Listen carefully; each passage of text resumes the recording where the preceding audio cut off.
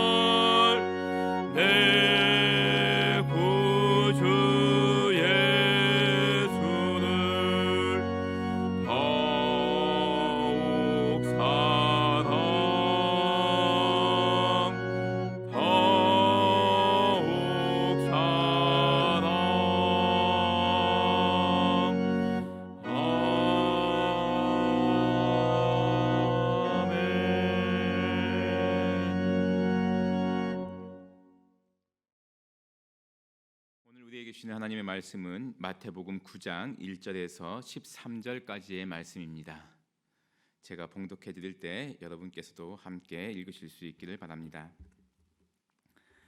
예수께서 배에 오르사 건너가 본 동네에 이르시니 침상에 누운 중풍병자를 사람들이 데리고 오거늘 예수께서 그들의 믿음을 보시고 중풍병자에게 이르시되 작은 자야 안심하라 내 죄 사함을 받았느니라. 어떤 서기관들이 속으로 이르되 이 사람이 신성을 모독하도다. 예수께서 그 생각을 아시고 이르시되 너희가 어찌하여 마음에 악한 생각을 하느냐. 내 죄 사함을 받았느니라 하는 말과 일어나 걸어가라 하는 말 중에 어느 것이 쉽겠느냐.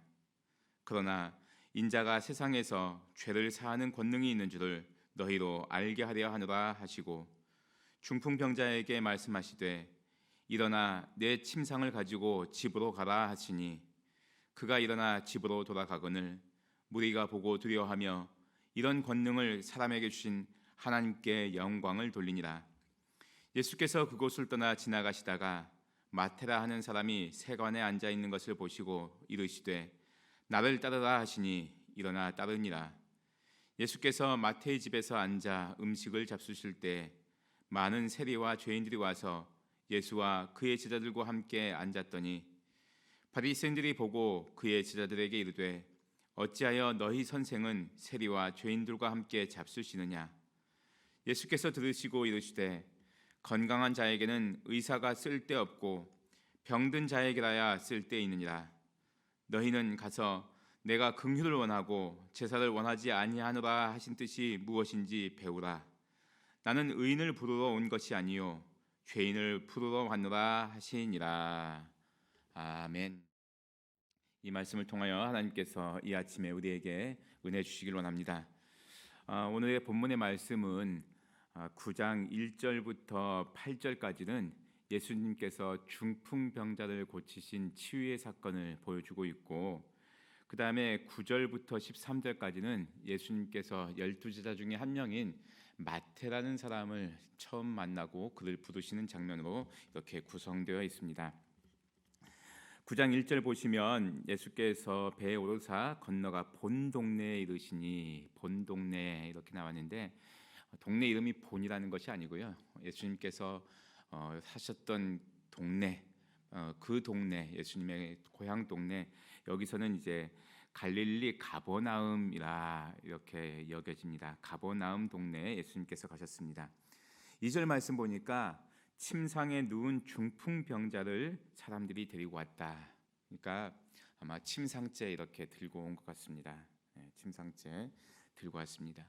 중풍병자였기 때문에 그렇습니다. 여러분, 중풍병은 현대의학으로도 고치지 못하는 질병, 유명한 질병으로 우리가 잘 알고 있습니다. 고혈압, 뇌졸중, 뇌출혈, 그리고 중풍으로 이어지는 이 질병은 오늘날에만 있었던 것이 아니라 과거에도 많이 있었습니다. 마비가 되죠. 마비가 됩니다. 몸만 마비가 되는 것이 아니라 말하는 것도 마비가 됩니다. 입술을 자유자재로 이렇게 가누지 못하기 때문에 말이 잘 나오지가 않습니다. 또 생각도 많이 마비가 되는 것 같아요. 뇌를 다쳤으니까 아마 그렇게 되겠죠. 의사소통이 어려우니까 대인관계에도 마비가 됩니다. 사회활동도 하기 힘들고 경제활동도 하기 힘듭니다. 그러다 보면은 사람이 나는 정말 이 사회에서 쓸모없는 인생이구나 하는 생각을 갖게 됩니다. 그러니까 처음에는 몸이 마비가 된 건데 마음도 마비가 되고 또 내 인생도 마비가 되는 것 같은 그런 생각을 듭니다. 그 모습을 보면서 가족들은 그래도 어떻게든 방법이 있지 않을까 살려보려고 합니다. 굉장한 노력을 합니다. 좋은 의사 선생님을 만나기도 하고 또 좋다고 하는 약을 이렇게 구하기도 합니다. 그러다 보면은 집안의 환경은 점점 더 약해져 가겠죠. 우리 가정에 누가 이렇게 몸이 아프면은 가족 중에서 누군들 고치고 싶지 않겠습니까? 돈이 들어도 좀 시간이 걸리더라도 고치고 싶습니다. 근데 옆에서는 그 못 고쳐 이런 말들이 수근수근 들립니다. 다 알고 있습니다. 애써봤자 소용없다며 돈만 낭비하는 건데 이런 말들을 합니다. 그러나 가족들은 포기할 수가 없는 겁니다. 어떻게든 살리려고 노력합니다. 이전에 건강할 때는 아마 이 사람이 신앙에 대해서 그렇게 깊이 생각해 본 적이 없는 사람일 수도 있습니다. 예수님에 대해서 전혀 관심이 없었던 사람일 수도 있습니다. 오히려 교회와 성도들에 대해서, 예수님에 대해서, 하나님에 대해서 비판하는 말만 많이 하고 좋은 생각을 갖지 않았던 그런 사람일 수도 있습니다. 그런데 그런 사람일지라도 어느 순간에 예수님에 대한 소문이 들려올 때가 있습니다. 본인의 마음이 아팠을 때, 몸이 아팠을 때, 병들었을 때, 또 사회적으로 힘들었을 때 예수님에 대한 소문이 들려올 수가 있습니다. 혹시나 하는 마음에 침상째 들고서 예수님께 나올 수도 있습니다.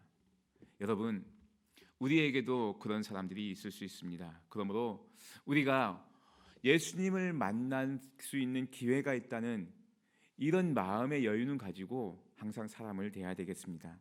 저 사람에게도 복음이 전해질 수 있다. 저 사람도 예수님을 만날 수 있다. 이런 마음의 여유를 가지면서 사람을 대할 수 있었으면 좋겠습니다. 자, 침상째 들고 왔습니다. 혹시나 하는 마음으로 왔습니다.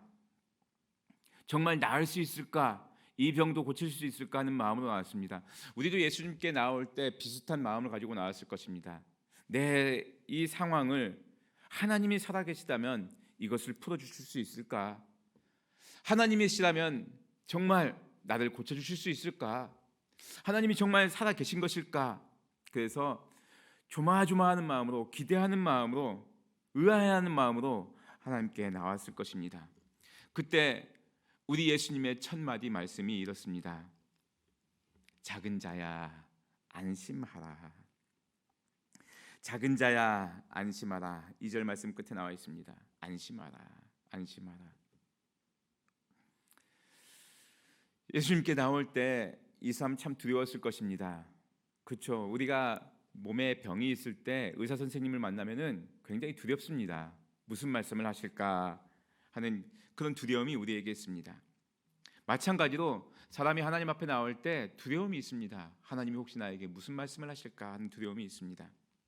그런데 우리 예수님의 첫 번째 말씀은 안심하라 하는 말씀입니다. 사랑하는 성도 여러분, 오늘 이 아침에 우리 주님으로부터 안심하라 하는 말씀을 들으실 수 있길 바랍니다. 분명히 우리 주님은 여러분에게 안심하라 말씀하셨습니다. 그것을 여러분이 꼭 들으실 수 있길 바랍니다. 안심하라 하는 이 말씀 속에는 내가 책임지마 하는 뜻이 들어 있습니다. 지금 안심할 수 있는 상황이 아니지 않습니까? 중풍병자 입장에서는. 그런데 우리 예수님께서 안심하라 하셨으니까 말씀하신 분이 책임을 지셔야죠. 말씀하신 분이. 우리 주님께서 여러분에게 안심하라 말씀하시면은 주님께서 책임지시겠다는 것입니다. 그래서 겁먹지 말고 두려워하지 말고 안심하실 수 있는 여러분들 되실 수 있길 바랍니다. 사실 이 중풍병자에게 있어서 이 병은 본인의 능력을 고칠 수가 없는 겁니다.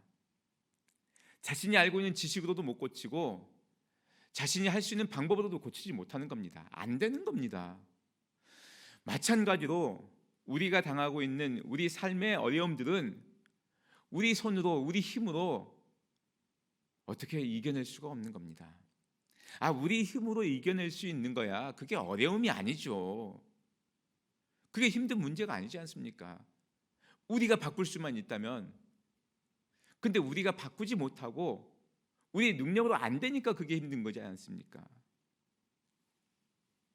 근데 우리 힘으로 안 되는 그것을 우리 주님께서 안심하라 말씀하십니다. 내가 해결해 주마 하시는 주님의 음성입니다. 간절히 바라기는 여러분의 삶 속에 있는, 여러분의 가정에 있는, 여러분의 일터에 있는 그 어려움들을 우리 주님께서 해결하신다 하는 그런 경험을 하실 수 있길 바랍니다. 그리고 그런 믿음을 가지시고 오늘 하루를 살아가실 수 있길 바랍니다. 2절 말씀에 연이어서 이어지는 예수님의 두 번째 음성은 내 죄 사함을 받았느니라 하는 말씀입니다. 내 죄 사함을 받았느니라. 이 당시의 사람들은 몸에 큰 질병이 있는 것은 하나님께 죄를 지었기 때문에 하나님께서 내리신 심판이다, 그렇게 생각을 했습니다. 하나님의 심판이다. 그러므로 이렇게 고치지 못한 이런 질병은 하나님께서 용서를 해주셔야만, 죄 용서를 받아야만 어떻게 해결이 된다, 이렇게 생각했던 겁니다. 그런데 예수님께서 그에게 네 죄 사함을 받았다, 이렇게 말씀해 주셨습니다. 여러분, 우리가 하나님께 나아올 때 우리 마음속에 죄책감이 있습니다. 죄책감이 있어요. 하나님 하면은 부름과 동시에 우리 마음속에 덜컥 떠오르는 뭔가 어두운 그림자가 있습니다. 이것도 용서해 주실까? 내 마음속에 이런 것이 자리 잡고 있는데 하나님 날 받아주실까? 내가 이런 잘못을 했는데 사람들은 다 넘어갔는데 하나님은 알고 계실 텐데 이걸 그냥 넘어가실까 하는 그런 마음이 있습니다. 그러나 우리 하나님은 용서해 주시는 분이십니다. 아마 이 중풍병자가 예수님께 나올 때 그 마음속으로 하나님께 막 부르짖었을 것 같아요. 나 좀 용서해 달라고, 용서해 달라고. 그 마음을 하나님 다 아십니다. 그래서 예수님께서 내 죄 사함을 받았다 이렇게 말씀해 주셨습니다. 이 말씀을 듣고서 옆에 있었던 서기관들, 성경에 대해서 어느 정도 지식이 있는 사람들이 수근수근거렸습니다. 지가 뭔데 죄 사함을 선포하냐고. 하나님만이 하실 수 있는데 어떻게 저런 말을 할 수 있냐고 이렇게 수근수근거렸습니다. 예수님께서 그 사실을 보시고 그들이 하는 말을 들으시고 그들에게 말씀하셨습니다. 5절 말씀에 네 죄 사함을 받았느니라 하는 말과 일어나 걸어가라 하는 말 중에 어느 것이 더 쉽겠느냐 이렇게 여쭤보셨습니다. 여러분, 이 둘은 사람들이 사실은 많이 하는 말입니다. 많이 하는 말이에요. 우리도 누군가에게 하나님께 기도하면은 용서해 주셔, 용서해 주셔 이런 말들을 합니다. 이단 사이비 같은 경우에 아예 대놓고 선포합니다. 뭐뭐 하면은 죄 용서 받는 거라고. 그런데 정말 용서함 받았는지 아닌지는 그 모르지 않습니까? 용서함 받았는데 왜 그렇게 자꾸 주눅드냐고 이렇게 이야기는 할 수 있습니다. 그런데 정말 용서를 받았는지는 모르지 않습니까? 그래서 이런 말들은 흔히 많이들 합니다. 그리고 아픈 사람에게도 이런 말 합니다. 이거 곧 나을 거야. 걱정 마, 걱정 마. 다 나았어, 다 나았어. 여러분, 요즘 병원에 가면은 의사 선생님들 그렇게 말씀하지 않습니다. 환자분 이렇게 하셔서 이렇게 하면은 낫습니다. 다 낫습니다. 이런 말 잘 안 합니다. 왜냐하면은 나중에 이 말이 올무가 되기 때문에 그렇습니다. 책임질 말 안 하지 않습니까? 몸이 낫는 것은 우리 눈에 보이는 겁니다. 진짜 낫는지 안 낫는지. 그래서 네 죄사함을 받았느니라 하는 말하고 일어나 걸어가라 하는 말 중에 더 어려운 말은 사실은 일어나 걸어가라 하는 말입니다. 이것은 눈으로 곧바로 증명이 되니까 그렇죠. 예수님께서 이 두 가지 말씀을 물어보셨습니다. 어느 게 더 쉽겠느냐? 사실 쉬운 게 없어요. 그런데 예수님께서는 서기관들이 내 죄 사함을 받았느니라 하는 말 갖고 수근수근거리니까 죄 사함을 선포하는 그 능력, 그 자격이 예수님께 주어져 있고 이뿐만 아니라 병을 고칠 수 있는 능력도 있다는 것을 예수님께서 알려주시는 것입니다. 그리고서는 이 아픈 사람에게 곧바로 6절 말씀에 일어나 내 침상을 가지고 집으로 가라 말씀하십니다. 일어나 집으로 가라. 일어나 집으로 가라. 침상을 가지고 집으로 가라. 이건 곧바로 눈에 보여지는 그런 말씀입니다. 이게 이루어질지 아닐지 곧바로 증명이 됩니다. 7절 말씀에 그가 일어나 집으로 돌아가거늘. 보십시오. 예수님은 죄 용서를 하실 수 있는 분일 뿐만 아니라 중풍병자를 고치실 수 있는 능력이 있는 분이심을 분명히 알려주셨습니다. 보여주셨습니다. 서기관들의 말대로 이것은 하나님만이 하실 수 있는 일이다. 예수님이 하나님이십니다. 이것을 오늘의 사건을 통하여서 보여주신 것입니다. 사랑하는 성도 여러분, 예수님은 하나님이십니다. 우리 가운데 오신 하나님이십니다. 우리에게 다가와 주셔서 우리를 안심시켜 주시고 우리의 아픈 질병을 고쳐주시고 우리의 죄를 용서해 주시고 우리로 하여금 새로운 삶을 살게 하시는 분이십니다. 이 예수님을 꼭 의지하시고서 힘 있게 살아가실 수 있길 바랍니다. 9절 말씀부터 13절 말씀에 이르러서는 이제 세리 마태를 부르시는 장면이 나와 있습니다. 예수님께서 그곳을 지나가시다가 세관에 앉아 있는 마태라고 하는 사람을 봤습니다. 마태. 세금을 걷는 사람입니다. 세금을 걷어서 어디다 갖다 주겠습니까? 당시 이스라엘을 다스리고 있었던 로마에다가 로마의 관청에다가 세금을 갖다 주는 겁니다. 고대 사회에서 이 세금을 징수한 사람에게 월급을 그렇게 많이 주지는 않았습니다. 따로 있는 게 아니에요. 그러니까 네가 걷어들이고 걷어들인 것 중에서 일부를 네가 가져가라. 대신 관청에는 이만큼 바쳐라. 이게 뭐 우리나라뿐만 아니라 거의 대부분의 나라가 이렇게 운영이 되었습니다. 그러니까 세금을 걷는 사람은 일단은 많이 걷어들이죠. 많이 걷어들이고 그 중에 일부를 관청에 갖다 드리고 나머지는 자기가 착복하는 겁니다. 그렇게 살아갔던 시대입니다. 그러니 백성들 입장에서는 이 세금을 걷는 사람은 얼마나 싫겠습니까? 그것도 로마에다 갖다 주니까 매국노 중에 상매국노입니다. 사람들이 같이 하지 않았습니다. 물론 그 세금을 걷는 사람들은 돈이 많았으니까, 돈을 많이 모을 수 있었으니까 부자였겠죠. 대부분 떵떵거리며 살았을 것입니다. 그런데 주위에 아무도 그를 사람처럼 대우해 주는 사람이 없습니다. 그런 상황 속에서 예수님께서 지나가시다가 왜 하필 그 집에 가서 머무시냐는 겁니다. 왜 그 집에 가서 같이 음식을 먹고 그리고 같이 말씀을 나누며 그렇게 지내냐는 것입니다. 그 11절 말씀에 바리새인들이 또 경건한 유대인들 아닙니까? 보고 어떻게 저럴 수 있느냐라고 제자들에게 이렇게 물어봤던 겁니다.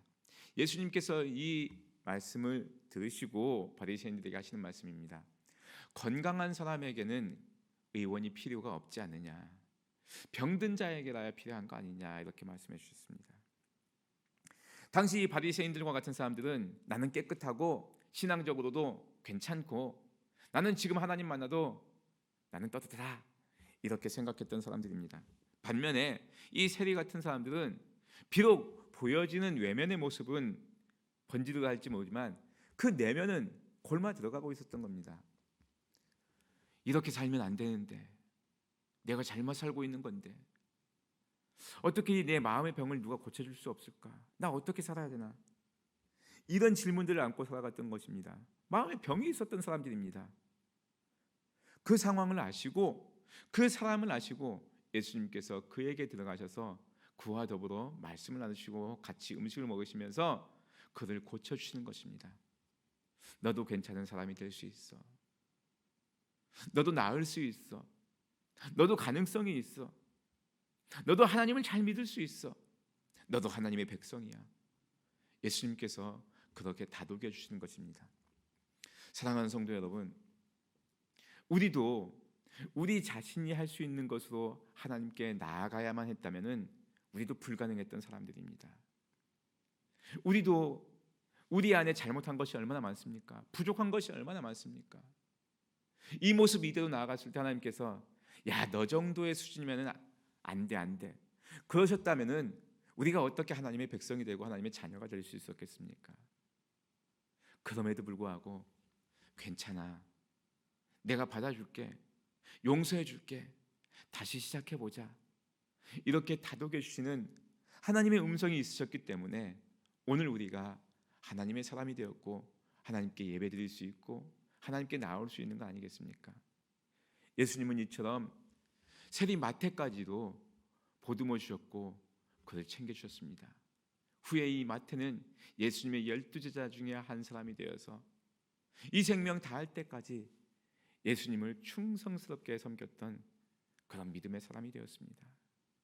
사랑하는 성도 여러분, 예수님은 우리가 부르기도 전에 먼저 우리에게 찾아와 주셨습니다. 그리고 우리의 마음을 우리가 열어드리기도 전에 우리의 마음을 다 도닥여 주셨습니다. 안심하라 말씀해 주셨습니다. 일어나 걸어가라 말씀해 주셨습니다. 괜찮다 말씀해 주셨습니다. 용서한다 말씀해 주셨습니다. 다시 시작하자 말씀해 주셨습니다. 가능성 있는 사람이다 말씀해 주셨습니다. 우리가 엎드려 비는 말 모두 다 들어주셨습니다. 그 예수님을 더욱더 사랑하시고 그 예수님을 더욱더 가까이 하시는 귀하고 복된 성도님들 다 되실 수 있기를 바랍니다. 기도드리겠습니다. 하나님 아버지, 참으로 감사합니다. 오늘 중풍병자와 세리 마태를 만나주시는 우리 예수님의 모습을 우리가 살펴보면서 예수님은 우리의 마음을 다 아시고 우리의 약함을 다 이해하시고 우리의 마음을 편안하게 해주시고 우리의 아픈 몸과 마음을 고쳐주시고 인생을 새롭게 해주시는 분이심을 우리가 분명히 알았사오니 이 예수님께 감사하고 이 예수님과 함께 일평생 믿음의 길을 잘 걸어가는 우리 모든 성도님들 다 되게 하여 주옵소서. 예수님의 이름으로 기도드리옵나이다. 아멘. 하늘에 계신 우리 아버지, 아버지의 이름을 거룩하게 하시며 아버지의 나라가 오게 하시며 아버지의 뜻이 하늘에서와 같이 땅에서도 이루어지게 하소서.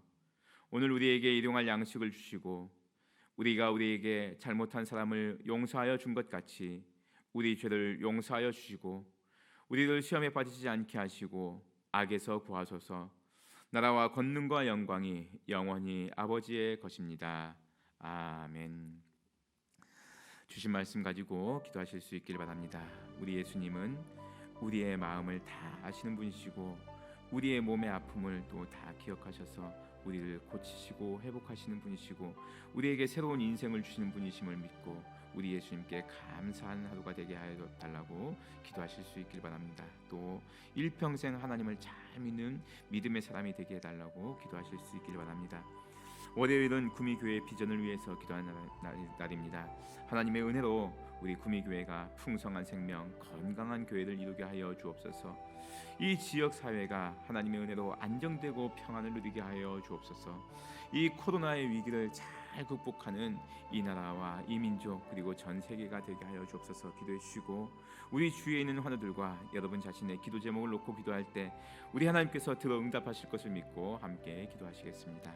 다 같이 기도드리겠습니다.